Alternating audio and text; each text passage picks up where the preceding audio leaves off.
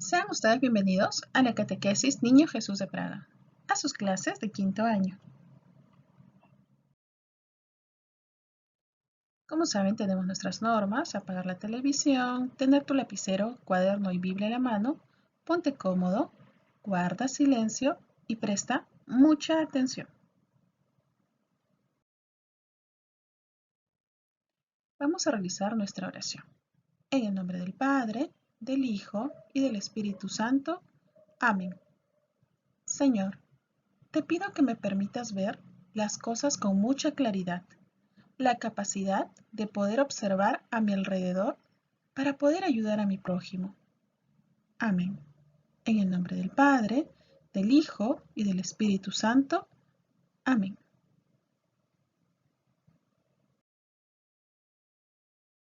Vamos a estar atentos a esta historia acerca de la renovación del águila, una gran historia de lucha y superación. El águila es el ave de mayor longevidad de su especie. Llega a vivir hasta 70 años, pero para llegar a esa edad, a los 40, debe tomar una seria y difícil decisión. A estas 4 décadas de vida, sus uñas se vuelven apretadas y flexibles, sin conseguir tomar a sus presas con las cuales se alimenta. Su pico largo y puntiagudo se curva, apuntando contra su pecho. Sus alas se envejecen y se tornan pesadas y de plumas gruesas. Volar se le va a hacer cada vez muy difícil. Entonces el águila tiene solamente 2 alternativas: morir o enfrentar su doloroso proceso de renovación, que durará aproximadamente 150 días. Este proceso consiste en volar hacia lo más alto de una montaña y quedarse ahí, en un nido cercano a un paredón, en donde no tenga la necesidad de volar. Después, al encontrarse en este lugar, el águila comienza a golpear con su pico contra la pared, hasta conseguir arrancarlo. Luego de hacer esto, esperará el crecimiento de un nuevo pico, con el que desprenderá una a una sus uñas de sus talones. Cuando los nuevos talones comienzan a nacer, comenzará ahora a desplumar sus plumas viejas. Finalmente, después de 5 meses muy duros, sale para el famoso vuelo de renovación, que le dará 30 años más de vida. Pues esto nos hace reflexionar mucho. Imagínense este proceso que pasa este animalito. Primero tiene que volar hacia un sitio muy alto. Mira, el primer proceso va a ser que tiene que romperse el pico, porque como ya está muy puntiagudo, apunta hacia su pecho. El segundo proceso que va a pasar es que ahora, con el pico ya que le creció y está renovado, tiene que sacarse las uñas de los talones. Una vez que crecen las uñas de esos talones, ahora con esas garritas va a empezar a desplumarse para sacarse esas plumas viejitas y pesadas, ¿no? Imagínense todo ese proceso que pasa. Entonces, situaciones parecidas nos suceden a lo largo de nuestra vida. Hay momentos en que parece que ya hemos dado nuestro trabajo, en la familia, en la comunidad, en nuestro grupo apostólico, en nuestras parroquias, todo lo que teníamos. Pareciera como si hubiéramos agotado toda nuestra creatividad y que ya no tenemos mucho que aportar.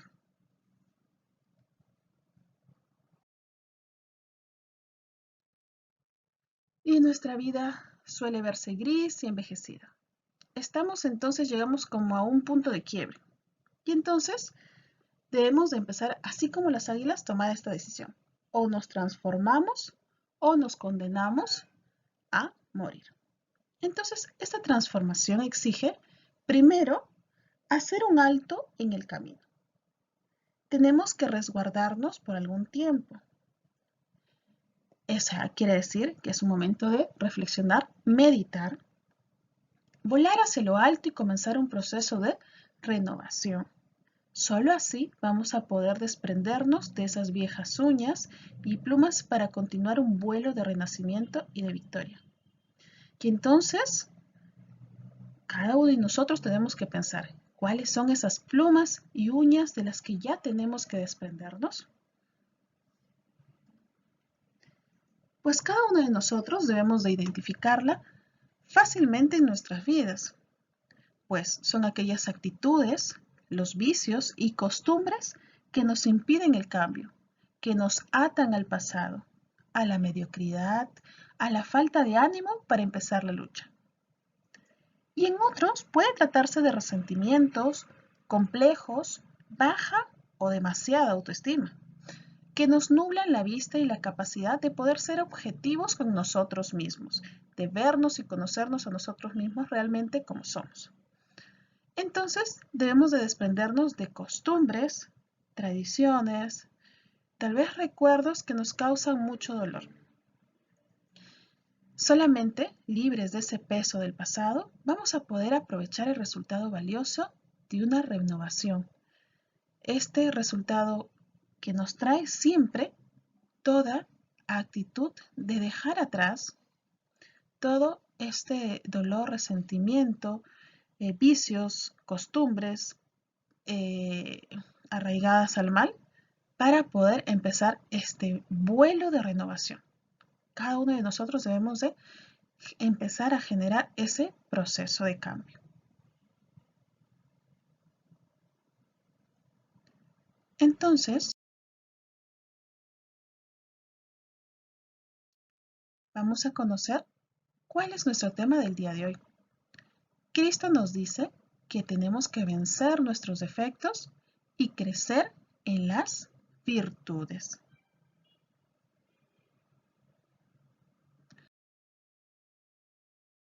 Para ello vamos a reforzar este conocimiento leyendo 3 pasajes bíblicos.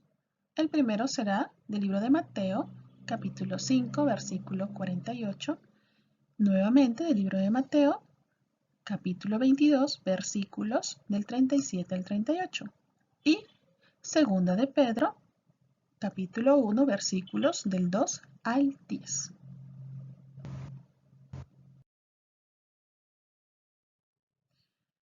Por su parte, sean ustedes perfectos como es perfecto el Padre de ustedes que está en el cielo. Esto es lo que nos dice el libro de Mateo.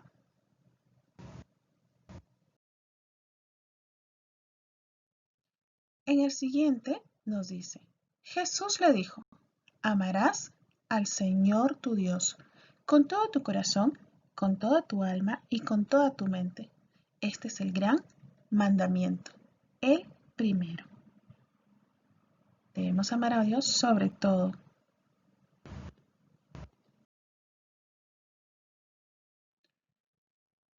Y este pasaje bíblico nos dice, que la gracia y la paz se les aumenten de día en día, junto con el conocimiento de Dios y de Jesús nuestro Señor. Su poder divino nos ha dado todo lo que necesitamos para la vida y la piedad. En primer lugar, el conocimiento de aquel que nos ha llamado por su propia gloria y fuerza. Por ellas nos ha concedido lo más grande y precioso que se puede ofrecer. Ustedes llegan a ser partícipes de la naturaleza divina, escapando de la corrupción que en este mundo va a la par con el deseo. Por eso, pongan el máximo empeño en incrementar su fe con la firmeza con el conocimiento y el conocimiento con el dominio de los instintos, el dominio de los instintos con la constancia con la piedad con el amor fraterno y el amor fraterno con la caridad. Pues si tienen todas estas virtudes en forma eminente, no serán inútiles ni estériles, sino que más bien alcanzarán el conocimiento de Cristo Jesús nuestro Señor. En cambio, quien no tiene todo esto es ciego y corto de vista, y se ha olvidado de que fue purificado de sus pecados pasados. Por lo tanto, hermanos, esfuércense por confirmar el llamado de Dios que los ha elegido. Si obran así, no decaerán, y se les facilitará generosamente la entrada al reino eterno de nuestro Señor y Salvador, Cristo Jesús. Es palabra de Dios. Te alabamos, Señor. Ahora conozcamos los hechos o ideas principales de todos estos pasajes bíblicos que hemos leído. En el primero nos dice que no debemos de conformarnos con ser buenos, sino que tenemos que ser cada vez más buenos, perfectos. Perfecto, entonces, ¿quién es? Es la persona que ha vencido sus defectos y va creciendo cada vez más en las virtudes. Es una orden que nos ha dado Cristo, que nos dice sean perfectos como su Padre es perfecto. Entonces, todos estamos llamados a este camino de perfección, a este camino de santidad. Pero tengamos en cuenta que no lo vamos a lograr solos, sino con la ayuda y la fortaleza del Espíritu Santo, con la gracia de Cristo. Entonces, en el otro pasaje bíblico nos dice que tenemos que amar a Dios con todo nuestro ser, mente, corazón y alma. Es decir, amar a Dios con todo lo que nosotros somos.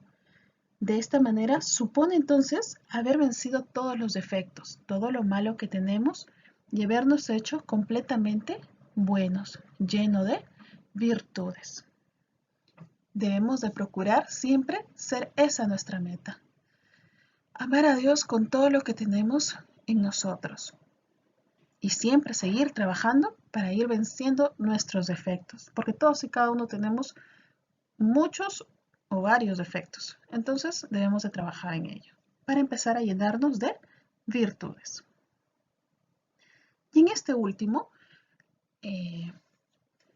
Pedro es muy elocuente en esta parte, que nos habla acerca del crecimiento de la gracia y el perfeccionamiento en las virtudes que nos otorga el Espíritu Santo, ¿no? Que debe ser día a día, dice. Debe ser, nos habla que este crecimiento y perfeccionamiento debe ser constante. Debemos de poner nuestro máximo esfuerzo en vencer todas estas debilidades que tenemos y empezar a crecer, a fortalecer nuestras virtudes, que para hacernos hijos de Dios y partícipes de su vida divina. Para ello debemos de practicarlos, para obtener al final de esta vida en este mundo la corona de la gloria eterna. Entonces, todas estas lecturas que hemos analizado nos hablan de que nosotros debemos de empezar ese camino de perfección. Hemos visto, así como el águila que se empieza a deshacer de su pico, de sus uñas flexibles, de su plumaje pesado, ¿no? Debemos nosotros también empezar ese camino de transformación. Y amar a Dios sobre todo, para que esto mismo nos haga seguir creciendo en virtudes. Y como saben, toda esta gracia, ¿quién nos lo da? El Espíritu Santo, ¿no? Esta gracia de Cristo nos es infundida por el Espíritu Santo. Y es que nos va a ayudar día a día a empezar a mejorar, ¿no? A mejorar nuestras virtudes, a fortalecerlas e ir dejando de lado ya nuestras debilidades y defectos. Y nos habla de que este tiene que ser constante día a día. Hay que fortalecer nuestra voluntad cada día, para así ser mejores seres humanos, mejores cristianos y ir cambiando poco a poco nuestro entorno. Pero eso solamente lo vamos a lograr con nuestro ejemplo, con nuestra constancia, con nuestra práctica de vida. Y al final de esta vida vamos a lograr esa corona que todos deseamos, ¿no? Es vivir felices con Cristo en el cielo. Ahora vamos a explicar qué son las virtudes. Pues la virtud es una disposición habitual y firme a hacer el bien.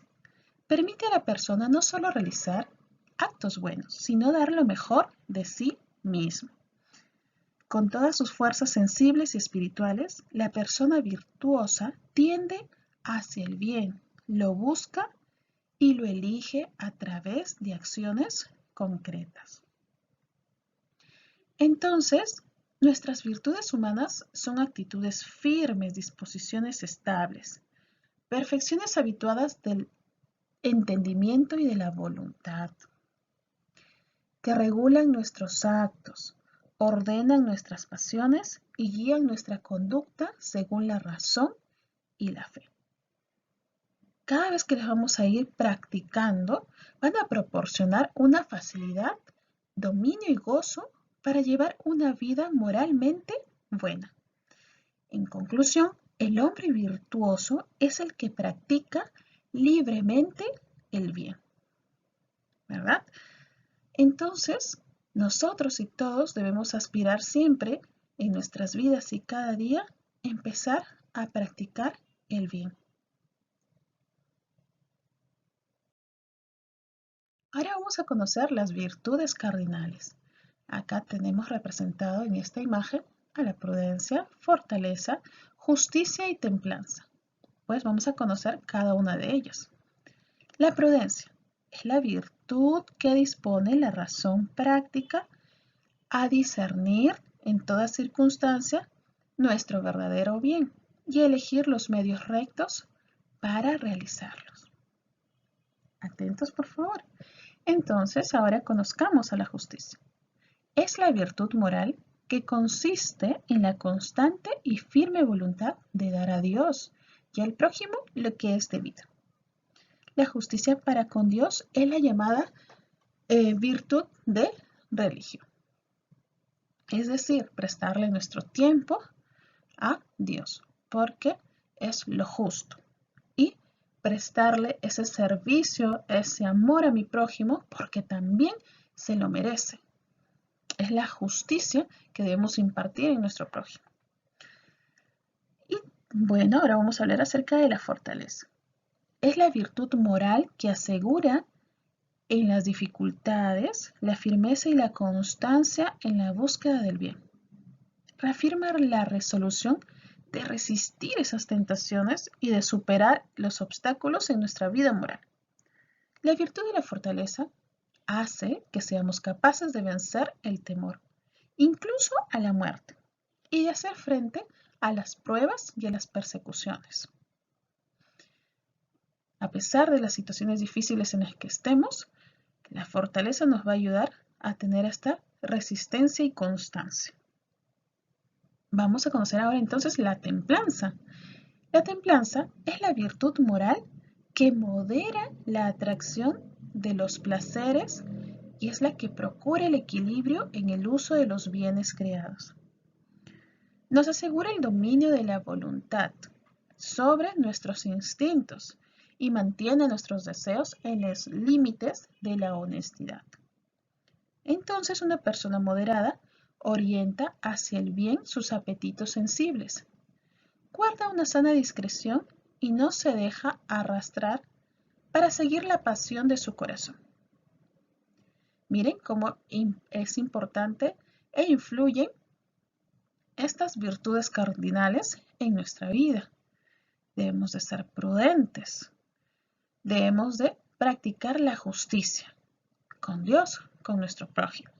La fortaleza, a pesar de los altibajos de nuestras vidas, los problemas, las enfermedades, vamos a tener la firme y constante búsqueda del bien. La templanza que nos va a ayudar a tener ese dominio de nuestros deseos, de nuestros instintos, ¿no? Nos va a ayudar a fortalecer a nuestra voluntad para no caer fácilmente. Ahora hablemos de las virtudes y la gracia. Las virtudes humanas adquiridas mediante la educación, mediante actos deliberados y una perseverancia, mantenidas siempre en el esfuerzo, son purificadas y elevadas por la gracia divina. Es decir, que con la ayuda de Dios forjan el carácter y dan soltura en la práctica del bien. Y nos habla de algo muy importante. El hombre virtuoso es muy feliz al practicarlas. Pero tenemos también otro punto. Para el hombre herido por el pecado, no es fácil guardar el equilibrio moral. El don de la salvación por Cristo nos otorga la gracia necesaria para perseverar en la búsqueda de las virtudes. Cristo sabe que todos nosotros somos débiles, ¿no? Por eso es que Él nos llena de su gracia para que sea necesaria esta perseverar en este camino a la perfección. Entonces, cada cual debe pedir siempre esta gracia de luz y de fortaleza. Debemos de recurrir siempre a los sacramentos, cooperar con el Espíritu Santo, dejar que el Espíritu Santo fluya en nosotros, seguir sus invitaciones a amar el bien y guardarse del mal. Entonces es importante reconocer que hay muchos hombres y mujeres virtuosos, ¿no? Tenemos el gran ejemplo de los santos, pero también sabemos y conocemos que el hombre de por sí, por sus solas fuerzas, no puede lograr vencer las tentaciones, vencer el pecado. Entonces, por eso nos pide que debemos nosotros siempre pedir a Cristo las gracias necesarias para perseverar en esta búsqueda. Ahora conozcamos las virtudes teologales. Estas virtudes teologales, como su mismo nombre nos habla, teo, que significa Dios, ¿no? Son las que se refieren directamente, precisamente, a Dios. Nos dispone a los cristianos a vivir en relación con la Santísima Trinidad, Padre, Hijo y Espíritu Santo. Tienen como origen, motivo y objeto a Dios uno y trino. Ahora conozcamos a estas virtudes teologales, pues son la caridad, la fe y la esperanza. Vamos a conocer a la fe, virtud por la que creemos en Dios y en todo lo que Él nos ha dicho y revelado, porque Cristo es el mismo Dios. Y entonces Él no puede mentirnos, porque su naturaleza no es mentir. Entonces creemos en Él totalmente. Aunque los demás nos digan que estamos locos. Es Dios quien nos sostiene. Entonces, ahora veamos esta virtud teologal de la esperanza. Virtud por la que aspiramos al cielo, como la felicidad plena nuestra, poniendo nuestra confianza en las promesas de Cristo y apoyados en el Espíritu Santo. Estamos en esa espera de esa promesa que nos ha hecho Cristo, de que vamos a ir a vivir con Él en el cielo. Entonces, pero debemos de conocer que siempre debemos de estar apoyados por el Espíritu Santo. Ahora veamos la virtud teologal de la caridad. Es la virtud por la cual amamos a Dios sobre todas las cosas, por Él mismo. Es decir, amamos a Dios porque es Dios, porque es nuestro Padre, porque es nuestro Creador, porque es quien nos ha amado primero y nos ha dado solo más que amor en nuestras vidas. Y a nuestro prójimo también debemos de amar como a nosotros mismos, por amor de Dios. Nuestro fin es el amor. Y de mientras estemos en este mundo, porque tenemos fe en lo que nos ha revelado Cristo, estamos llenos de esperanza en que cuando acabe nuestra vida en este mundo vamos a ir con Él al cielo, pero mientras tanto estemos aquí en este mundo debemos de practicar el amor fraterno con nuestros hermanos, amarlos, respetarlos a cada uno, porque todos y cada uno tenemos mucho valor, tenemos esa dignidad que nos hace importantes. Qué importante es conocer. La caridad tiene por frutos el gozo, la paz y la misericordia. Es decir, cuando practicamos esas obras de bien, nuestro corazón se inunda de esa paz, de ese amor por nuestro prójimo y se llena totalmente de gozo. Entonces, esto nos exige la práctica del bien y de corregir fraternamente, con amor, no por querer enorgullecernos o querer humillar a la otra persona. Es por eso se dice que es benevolencia. Nos suscita la reciprocidad, es decir, yo también debo de permitir que los demás me aconsejen o me puedan brindar su amor y su apoyo. Es siempre desinteresada y generosa. Es amistad y comunión, es decir, el amor fraterno que siempre debe haber en todos y cada uno de nosotros. La culminación de todas nuestras obras es el amor. Ese es el fin y para conseguirlo corremos hacia Él. Una vez llegados, en Él reposamos. Qué importante y qué linda esta frase, ¿verdad? Que la culminación de todas nuestras obras es el amor. Este es el fin y para poder conseguirlo debemos de correr hacia Él. Y una vez que vamos a llegar en Él, vamos a reposar. Por eso nos habla acerca de que la práctica de la caridad nos brinda estos frutos, el gozo, la paz y la misericordia. Frutos y dones del Espíritu Santo. Son 7 dones del Espíritu Santo, los cuales son sabiduría, inteligencia, consejo, fortaleza, ciencia, piedad y temor de Dios. Pertenecen en plenitud a Cristo, Hijo de David. Es decir, que estos dones nos son infundidos por la gracia de Cristo a través del Espíritu Santo. Los frutos del Espíritu son perfecciones que forma en nosotros el Espíritu Santo como primicias ya de la gloria eterna. Entonces, en la tradición de la Iglesia enumera 12. Vamos a mencionarlos. Son la caridad, gozo, paz, paciencia, longanimidad, bondad, benignidad, mansedumbre, fidelidad, modestia, continencia y castidad. Los defectos. Es una costumbre de cometer una falta, hasta sin pensarlo o sin llegar a darse cuenta.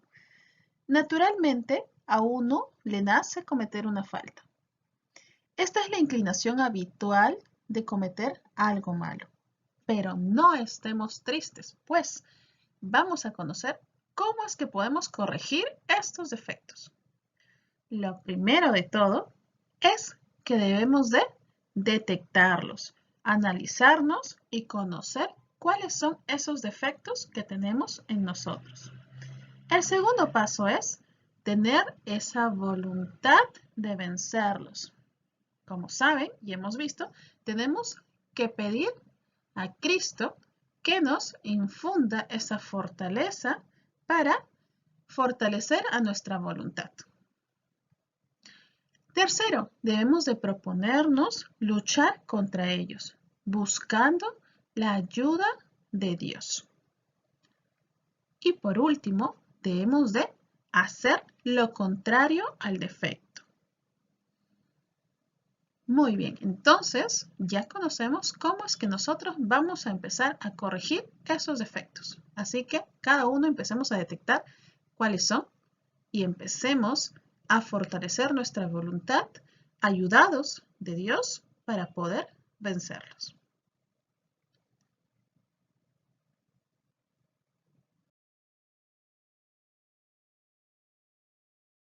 Entonces, a todo esto vamos a conocer nuestra idea principal.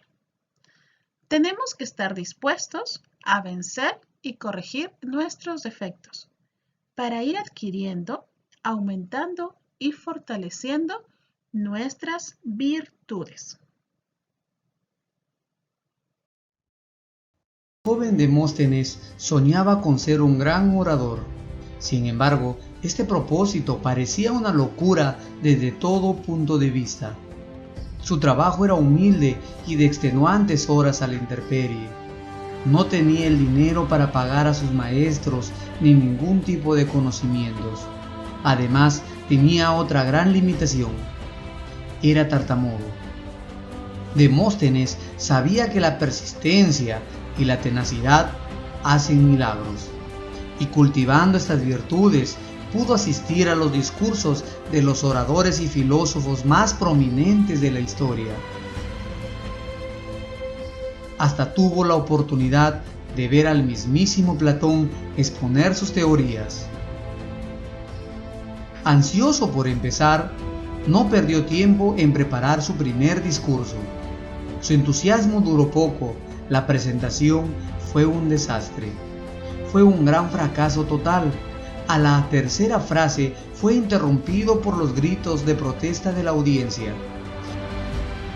¿Para qué no repites 10 veces la misma frase?, dijo un hombre seguido de las carcajadas del público.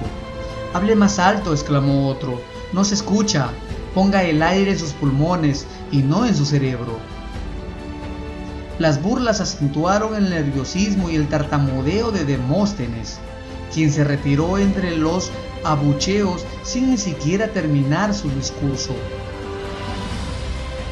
Cualquier otra persona hubiera olvidado sus sueños para siempre. Fueron muchos los que lo aconsejaron y otros muchos los que lo humillaron, para que desistiera de tan absurdo propósito. En vez de sentirse desanimado, Demóstenes tomaba esas afirmaciones como un desafío, como un juego que él quería ganar. Usaba la frustración para agrandarse, para llenarse de fuerza, para mirar más lejos. Sabía que los premios de la vida era para quienes tenían la paciencia y la perseverancia de saber crecer. Tengo que trabajar en mi estilo, se decía a sí mismo. Así fue que se embarcó en la aventura de hacer todo lo necesario para superar las adversas circunstancias que lo rodeaban. Se afeitó la cabeza para así resistir la tentación de salir a las calles. De este modo, día a día se aislaba hasta el amanecer practicando. En los atardeceres corría por las playas gritándole al sol con todas sus fuerzas, para así ejercitar sus pulmones. Mas entrada la noche se llenaba la boca con piedras y se ponía un cuchillo afilado entre los dientes para forzarse a hablar sin tartamudear. Al regresar a la casa se paraba durante horas frente a un espejo para mejorar su postura y sus gestos. Así pasaron meses y años antes de que se reapareciera de nuevo ante la asamblea, defendiendo con éxito a un fabricante de lámparas a quien sus ingratos hijos le querían arrebatar todo su patrimonio. En esta ocasión, la seguridad, la elocuencia y la sabiduría de Demóstenes fue ovacionada por el público hasta el cansancio. Demóstenes fue posteriormente elegido como embajador de la ciudad. Por su perseverancia, convirtió las piedras del camino en las rocas sobre las cuales levantó su sueño.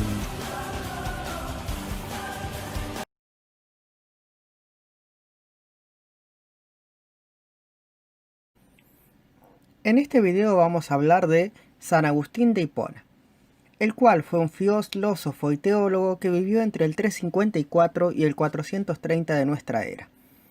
Era profesor de retórica y originalmente maniqueísta, pero fue convertido al cristianismo por San Ambrosio de Milán.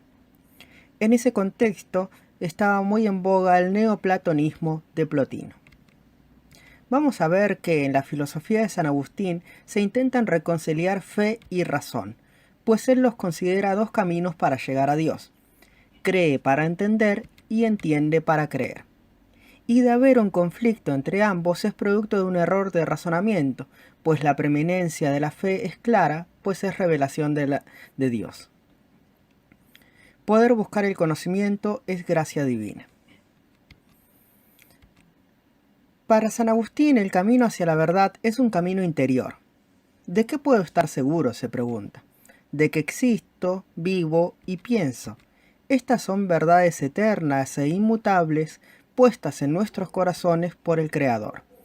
No vayas afuera, en el interior del hombre habita la verdad, afirma. Entonces convierte el alma de la persona en garantía de verdad absoluta. En la intimidad con Dios recibimos la iluminación natural de ese Dios personal que alumbra nuestras propias almas y nos lleva a la verdad. El alma, para San Agustín, es tripartita. Contiene memoria, entendimiento y voluntad. Son individuales y individualmente creadas por Dios. En relación al cuerpo, no están separadas de él, sino que ella lo dirige y lo anima. Y no están encarceladas, puesto que gobiernan sobre el cuerpo. Para San Agustín, la creación no procede, como lo planteaba Plotino, por emanación ni degradación. Es ex nihilo, es decir, de la nada.